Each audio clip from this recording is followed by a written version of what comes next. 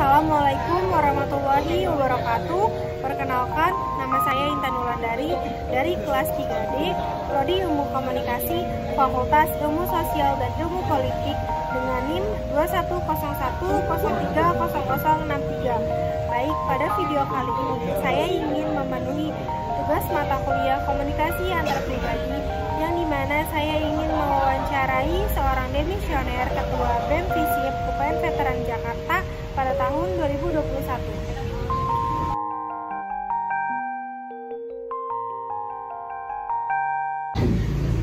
Baik, di sini saya sudah bersama dengan narasumber kita. Silakan diperkenalkan. Oke, nama saya Andrian Sarulpati sebagai narasumber Intan pada wawancara kali ini. Baik, di sini saya akan mewawancarai Kak Andri ini seputar tentang Sumpah Pemuda. Untuk pertanyaan pertama ini, apakah Sumpah Pemuda masih relevan pada masa sekarang? Kalau kita bahas relevan atau tidaknya, pertama kita lihat dulu ya poin atau isi dari Sumpah Pemuda. Pertama itu kan ada persatuan tanah air, kemudian ada satu bangsa, dan yang ketiga itu ada satu bahasa. Kalau misalkan kita lihat relevan atau tidaknya pada masa sekarang, kalau dilihat dari poin-poin tersebut sih masih terlihat relevan, Mbak Intan. Cuman kalau misalkan kita lihat secara etimologisnya lagi, secara harfiahnya lagi, di dalamnya itu ada beberapa poin. Ada patriotisme di situ, ada kegotong royongan, ada kekeluargaan, ada persaudaraan dan lain-lain sebagainya. Nah, di hal-hal detail atau spesifiknya tadi, mungkin dari beberapa kasus di Indonesia, kita contoh ambil persaudaraan dan kekeluargaan. Kalau kita lihat studi kasusnya dari OPM atau GAM yang telah terjadi belakangan ini di Indonesia, tampaknya persaudaraan atau persatuan di Indonesia harusnya lebih dieratkan lagi untuk masa sekarang. Tapi kalau kita misalkan kesimpulannya hanya membahas Sumpah Pemudanya aja, tiga hal tersebut yang tanah air, tanah bangsa, dan satu bahasa itu masih sangat relevan. Oke, jadi menurut Kak Andri itu seperti itu ya, untuk tentang Sumpah Pemuda itu masih relevan atau tidak? Oke, untuk pertanyaan yang kedua ini, mengapa banyak anak muda yang abai terhadap karakter dan sifat anak bangsa? Oke, kalau misalkan kita ngelihat banyak pemuda atau anak muda yang abai atau acuh terhadap karakter dan watak bangsa, sekarang kita balik dulu pertanyaannya, kalau misalkan apa sih yang telah bangsa berikan terhadap pembentukan karakter dan watak bangsa gitu. Karena yang kita lihat, kalau misalkan kita ambil contohnya, dulu tuh di zamanku tuh ada di instansi pendidikan ada yang namanya pelajaran budi pekerti, yang dimana itu pelajaran itu ditujukan untuk penyuluhan bagaimana kita berbangsa dan bernegara. Cuman kalau misalkan di zaman sekarang, di informasi yang aku dapat, budi pekerti itu sudah diganti menjadi prakarya. Nah itu dimana di sini cukup terlihat jelas bahwa pemerintah pada masa sekarang itu lebih mementingkan kreativitas dan inovasi anak muda zaman sekarang. Ini nggak ada salah sama sekali. Cuman di satu sisi kita sebagai pemerintah juga, kita sebagai masyarakat juga membutuhkan penyuluhan yang datangnya dari pemerintah. Tetapi dalam penyuluhan tersebut tidak hanya mengadakan sebuah acara yang isinya hanya dalam tanda kutip sebagai formalitas, tetapi acara tersebut juga harus dikemas secara baik agar para pemuda atau anak muda di Indonesia dapat menangkap informasi yang diberikan di acara penyuluhan tersebut. Baik, untuk pertanyaan yang ketiga yaitu bagaimana tantangan para pemuda dalam mempertahankan prinsip Sumpah Pemuda? Oke, jika kita membahas tantangan untuk para pemuda untuk mempertahankan prinsip Sumpah Pemuda ini, sebenarnya untuk masa sekarang itu cukup berat. Kenapa? Karena dengan meluasnya atau merambahnya digitalisasi di era modern ini, para pemuda di Indonesia zaman sekarang tuh harus lebih pintar lagi dalam meliteratur atau meliterasi informasi-informasi yang masuk dari luar, terutama ada budaya-budaya dari luar negeri. Bagaimana kita nggak apa-apa menerima budaya dari luar, tetapi di satu sisi juga kita harus mempertahankan budaya dari dalam. Nah, salah satu budaya yang harus diterapkan yaitu ada di salah satu poin Sumpah Pemuda, yang dimana lebih terfokuskan di satu tanah air dan satu bangsa. Ini bagaimana kita agar tidak mudah terpecah belah oleh budaya luar, oleh bangsa luar, dan bagaimana cara kita mempertahankan budaya kita sendiri di tengah-tengah digitalisasi global yang sangat modern ini. Baik, untuk pertanyaan yang keempat yaitu upaya apa saja yang harus dilakukan oleh pemerintah untuk para pemuda Indonesia? Upaya pemerintah yang harus dilakukan untuk pemuda Indonesia, sebenarnya udah banyak upaya yang dilakukan pemerintah. Cuman kayaknya aku mau ngambil salah satu contohnya aja. Program pemerintah yang sudah diupayakan itu salah satunya Merdeka Belajar. Ini udah diterapkan di instansi-instansi pendidikan yang ada di Indonesia, entah itu di sekolah menengah atas, sekolah menengah pertama, atau di kampus-kampus yang ada di Indonesia. Sebenarnya sudah diterapkan. Bagaimana program dari Merdeka Belajar ini mengedepankan kesehatan, kesejahteraan, serta pendidikan yang berkualitas untuk pemuda di Indonesia. Nah, memang Merdeka Belajar ini sudah diterapkan di hampir seluruh instansi yang ada di Indonesia. Cuman kita balik lagi, apakah program tersebut sudah berjalan dengan baik atau hanya sebagai formalitas diterapkan di setiap instansi pendidikan yang ada di Indonesia? Karena sejatinya yang aku lihat sendiri banyak dari beberapa kasus program Merdeka Belajar ini tidak terlalu efektif. Untuk beberapa hal ya, untuk beberapa hal tidak terlalu efektif. Cuman jika kita menelisik lebih dalam lagi, Merdeka Belajar ini jika penerapannya sudah benar dan aplikasinya sudah benar dilakukan oleh setiap elemen masyarakat pendidikan, menurutku ini salah satu upaya program pemerintah yang cukup baik untuk dijadikan jangka panjang. Baik, untuk pertanyaan yang selanjutnya yaitu orang tua seringkali gelisah melihat perkembangan anaknya tidak seperti harapan mereka, tetapi hal yang sama terjadi pada orang lain. Itu bagaimana sih tanggapannya, Kak? Ini berarti dalam konteks anak tidak mau menuruti keinginan orang tuanya ya? Iya. Ya seperti itu ya? Bisa jadi seperti itu ya? Ya, bisa jadi kayak misalkan orang tua tuh melihat orang lain atau anak lain tuh lebih pintar, lebih sukses, tapi nggak peduli sama anaknya sendiri. Iya, oke. Kalau bahas ini memang ada korelasinya, ada relevansinya dengan Sumpah Pemuda. Tapi kalau kita lihat seperti pepatah klasik atau pepatah lama yang digaungkan oleh Albert Einstein, kita nggak bisa menilai ikan dengan cara ikan memanjat pohon. Tapi kita pada kali ini tidak akan membahas ikan. Coba kita terapkan pada manusia. Jadi harus adanya komunikasi. Oke, mungkin pembentukan karakter dan bangsa anak-anak muda zaman sekarang itu memang harus dari instansi pendidikan. Cuman dari sebelum kita menuju ke instansi pendidikan, kita juga harus memperhatikan lingkungan-lingkungan terdekat kita. Salah satunya yaitu lingkungan keluarga. Bagaimana lingkungan keluarga membentuk karakter kita pribadi agar adanya kesinambungan antara kemauan orang tua dengan kemauan anak itu sendiri. Seperti itu. Untuk pertanyaan yang selanjutnya yaitu menurut Kak Andri nih, jika para pemuda itu tidak ikut unjuk rasa, mereka tuh dianggap sama teman-teman itu gak keren. Gimana sih tanggapannya? Dari tanggapan aku pribadi ya berarti ya? Betul. Kalau untuk masalah seperti itu, nggak unjuk rasa nggak keren. Sebenarnya itu nggak ada hubungannya sama sekali antara nggak kerennya itu sama nggak ikut unjuk rasa. Kenapa? Karena kita lihat dulu individunya itu dia mungkin nggak ikut unjuk rasa. Kita dalam arti konteksnya di sini unjuk rasa langsung di jalanan ya.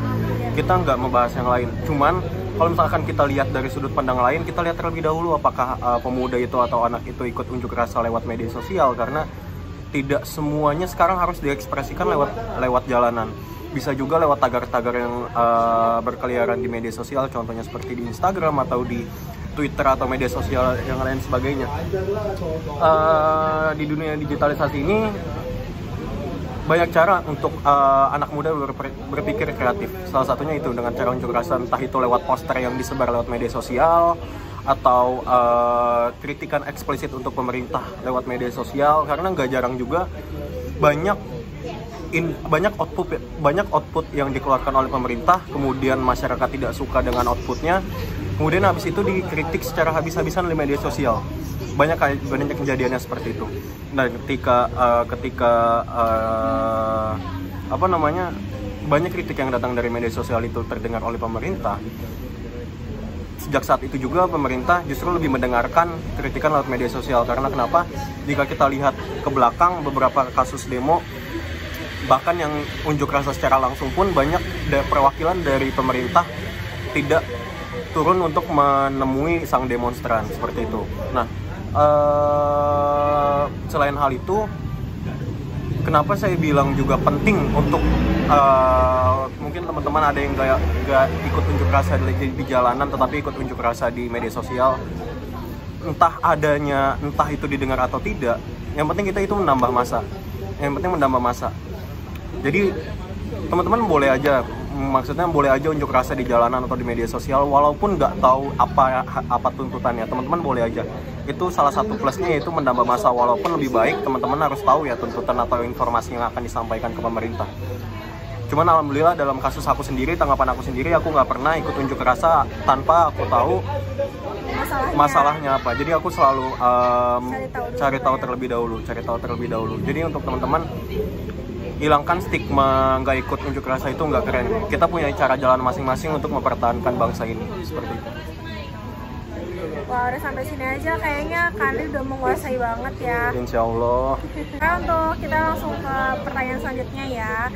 Apakah program kerja Pak Presiden Joko Widodo ini sudah menjadi keinginan oleh anak muda zaman sekarang, udah klop atau belum gitu? Oke, kalau misalkan kita lihat kalau dari program kerja yang Jokowi luncurkan ya, kita bahas yang secara detail dulu. Lebih mengerucut ke anak muda. Beberapa waktu yang lalu, saya lupa tepatnya hari apa, staf dari Menteri Kementerian Pendidikan dan Kebudayaan serta ada staf juga dari Menteri Kepemudaan dan Olahraga itu menyampaikan bahwa sebagai lidah panjangnya dari Jokowi, menyampaikan bahwa anak muda zaman sekarang itu harus berkreatif, berinovatif agar bisa bersaing dengan anak muda lainnya atau bangsa lainnya di tahun-tahun mendatang. Kenapa? Karena kita sebagai anak muda itu kita sudah sering mendengar ya bahwa kita itu sebagai penerus bangsa ini gitu.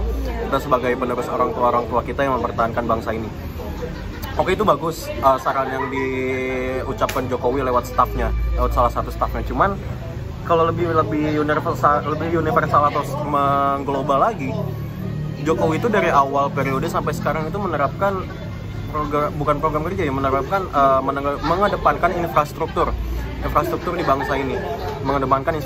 di bangsa ini, dengan terbukti banyaknya jalan tol yang terbuat, banyaknya infrastruktur aku akuin sudah semakin maju. Cuman kalau kita bahas tujuannya untuk anak muda, ini kurang relevan. Kenapa? Karena infrastruktur ini kita bahas seperti politik mercusuar, yang dimana kita mercusuar itu tahu sendiri, yang dimana itu kelihatan bercahaya di tempat jauh, tetapi di bawahnya sendiri itu masih banyak daerah kumuh ya, seperti itu gambaran politik mercusuar.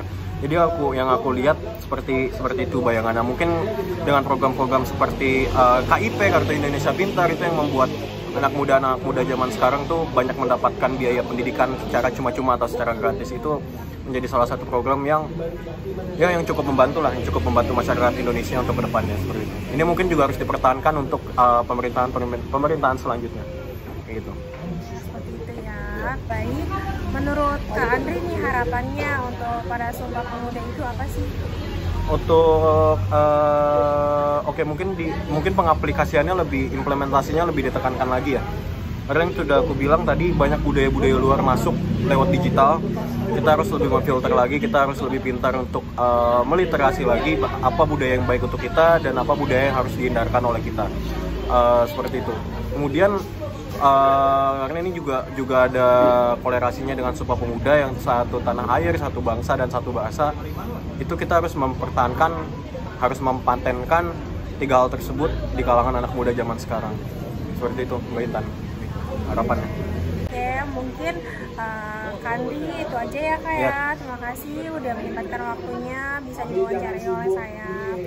Semoga untuk para pemuda Indonesia ini bisa lebih memilih dan memfilter ya budaya-budaya asing yang masuk ke kita, dan itu bisalah dihindarin mana yang baik dan mana yang buruk, seperti itu ya. Oke, terima kasih ya Kandi. Ya, sama-sama Mbak Intan.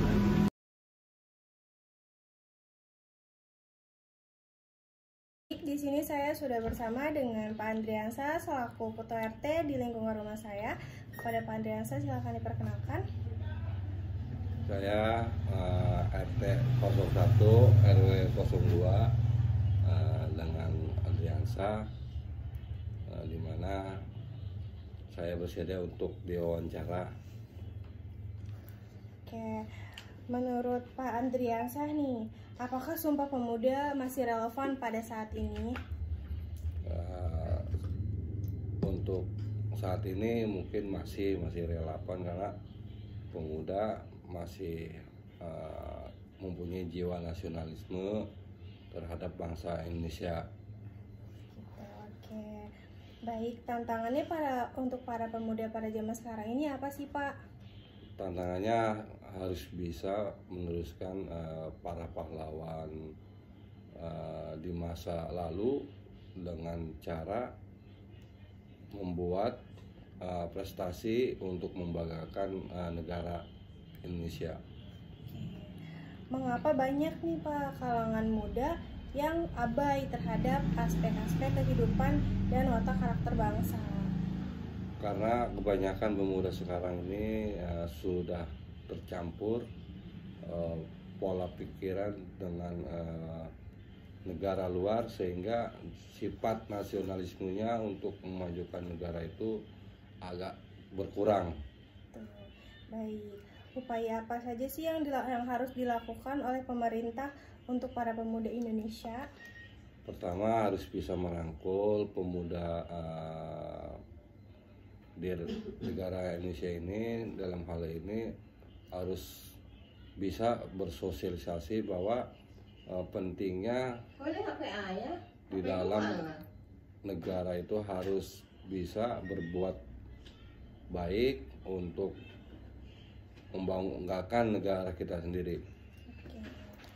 Menurut Bapak nih, jika banyak kan para pemuda ini tidak ikut unjuk rasa terhadap suatu demo misalkan, terus para pemuda ini yang tidak ikut unjuk rasa ini dianggap tidak keren, bagaimana Pak?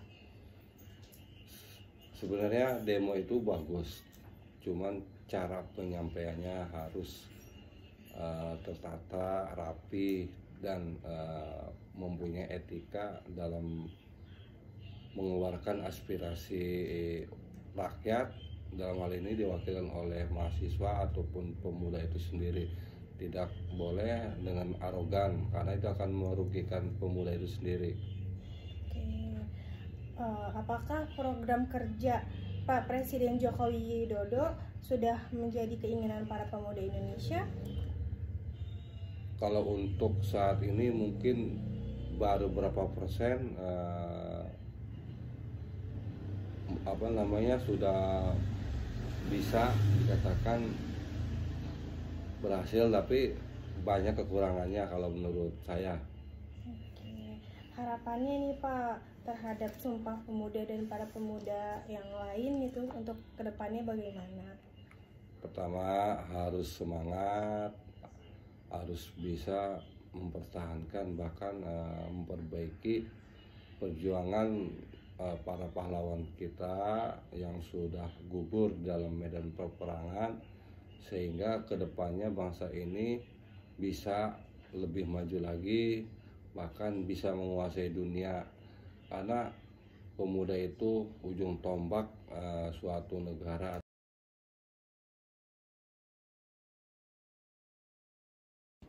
Baik, di sini saya sudah bersama narasumber saya, yaitu Aalung. Kepada Aalung, silahkan diperkenalkan. Ya, nama saya Muhammad Syahrul. Saya Ketua Karang Taruna di Kampung Rancadulang RT 1 RW 2. Baik, di sini saya akan mewawancarai Aalung ini ya untuk seputar Sumpah Pemuda. Baik, untuk pertanyaan yang pertama yaitu apakah Sumpah Pemuda masih relevan pada masa sekarang? Kalau menurut saya sih sudah kurang relevan ya, karena pada saat ini tuh kebanyakan itu anak-anak muda sekarang itu lebih sibuk dengan gadget. Jadi anak-anak kecil sekarang itu lebih sibuk dengan aktivitas mereka sendiri. Mereka tuh lebih aktif dengan lingkungan sekitar itu yang bisa dibilang itu kejam ya. Jadi sibuknya itu dengan gadget. Jadi sekarang itu bagi saya itu kurang relevannya, karena anak-anak sekarang tuh lebih sibuknya nongkrongnya itu sendiri-sendiri gitu, nggak kayak dulu kayak berbaur, kerja kelompok apa segala macam gitu. Seperti itu ya. Oke, untuk pertanyaan yang kedua yaitu mengapa banyak anak muda yang abai terhadap nilai aspek karakter bangsa? kenapa banyak kalangan muda yang abai? Karena pada saat ini itu yang kita tahu itu pengangguran di mana-mana, banyaknya pengangguran. Jadi mereka itu sekarang itu sudah berputus asa duluan ya. Jadi ketika mereka melakukan pendidikan tinggi-tinggi, tapi ujung-ujungnya mereka menjadi pengangguran, itu mereka jadi berputus asa jadinya. Karena di sini peran pemerintahnya itu kurang, kalau bagi saya itu kurang. Karena apa ya, lebih tepatnya itu pemerintah sekarang itu lebih banyak yang memperkaya diri sendiri dengan kekuasaannya di situ. Oke, jadi menurut Alung seperti itu ya, Ayah. Baik, untuk pertanyaan yang ketiga yaitu apa sih tantangan untuk para pemuda zaman sekarang nih Kak untuk tentang Sumpah Pemuda? Oh, tantangannya untuk sekarang itu sih tantangannya lebih ke teknologi dan era digital ya. Sekarang teknologi itu kan sudah semakin maju, era digital juga semakin modern. Sekarang sih lebih tepatnya anak muda sekarang itu harus bisa menyesuaikan dan beradaptasi dengan era digital dan teknologi yang sudah maju. Jadi mereka tuh harus bisa mengatur diri agar tidak terjerumus dalam lingkaran hitam ya, bisa disebut lingkaran hitam.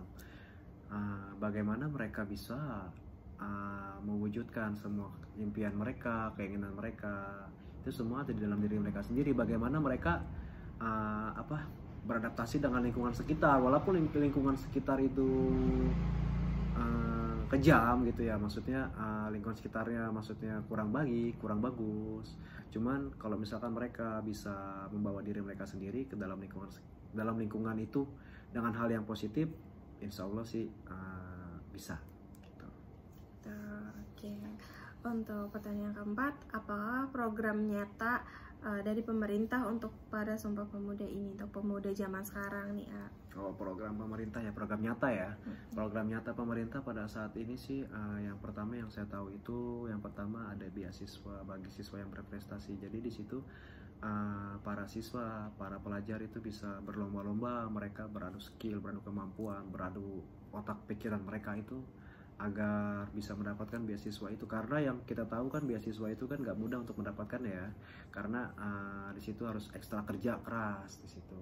Dan untuk yang kedua adanya bantuan-bantuan kayak untuk yang siswa miskin ya, BSM disebutnya.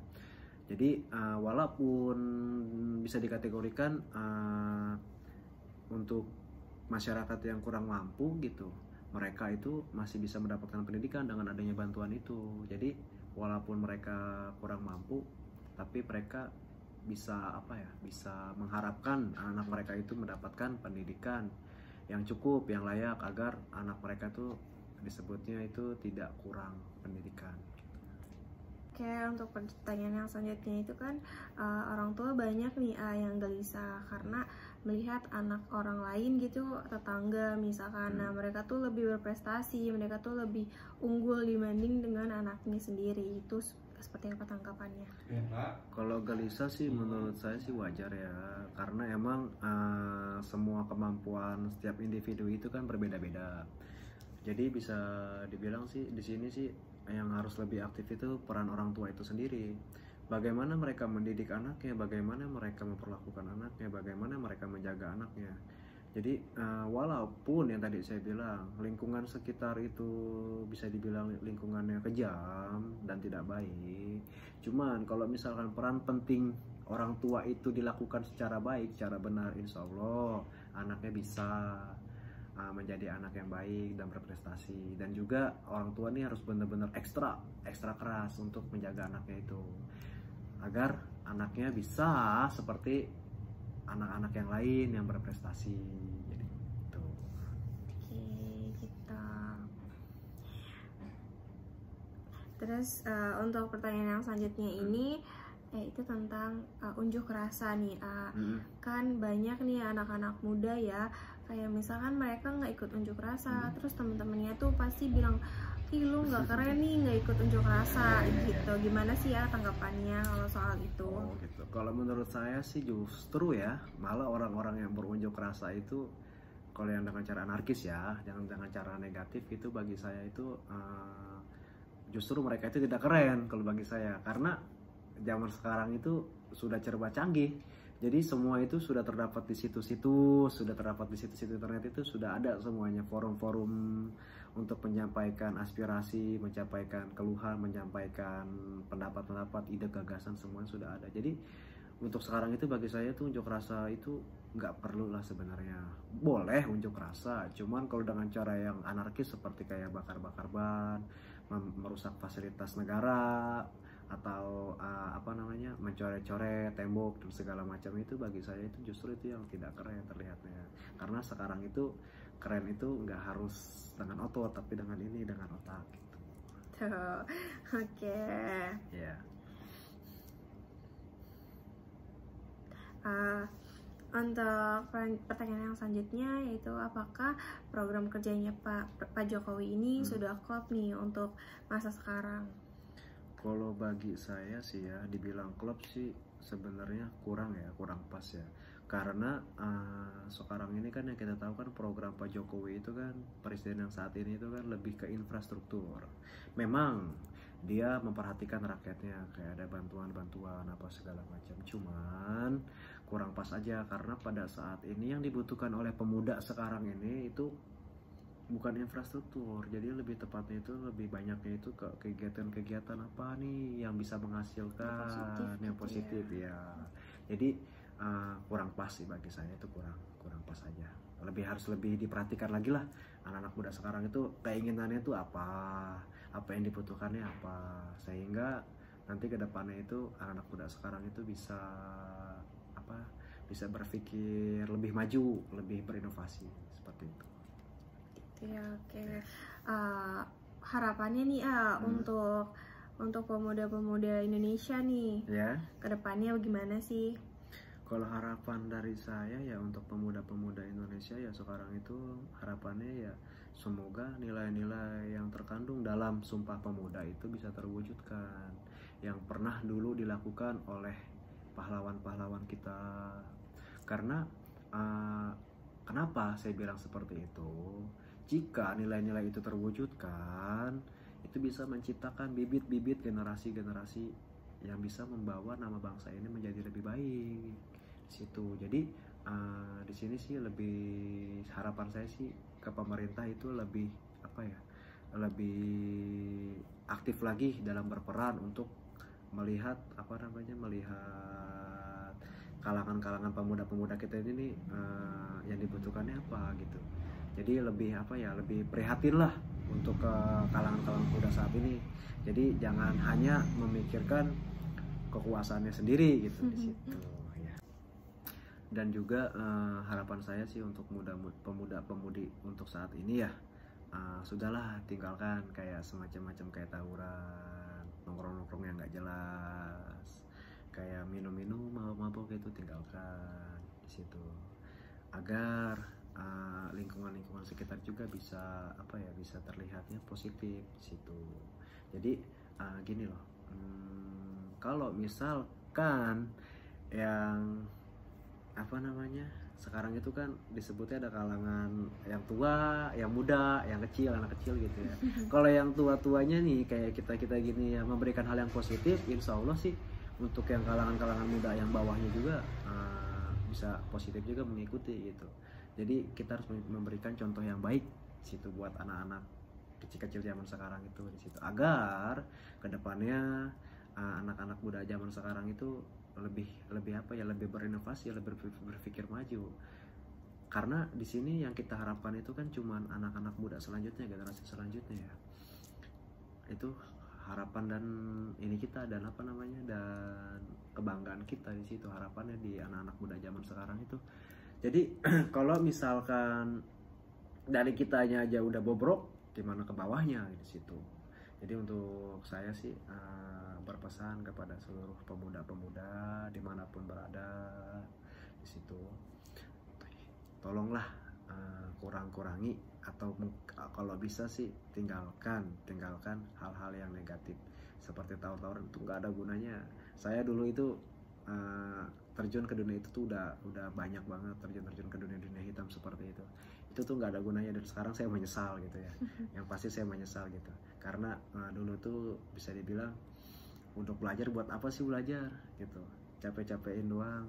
Cuman sekarang tuh kerasa gitu, karena kalau misalkan kurang kemampuan, kurang skill, itu tuh sekarang itu di perusahaan itu nggak dipakai sekarang itu. Kalau untuk kayak untuk yang hal orang-orang yang nggak punya skill, kalau cuman jago tawuran sih kayak gitu, masuknya mau kemana gitu, arahnya mau kemana, tujuannya gitu. Jadi kalau bagi saya sih udahlah, kurang-kurangilah seperti itu, tinggalkan, karena penyesalan itu adanya di akhir, kalau di awal itu namanya pendaftaran. Oke, terima kasih ya udah menyempatkan waktunya untuk diwawancarai sama saya gitu.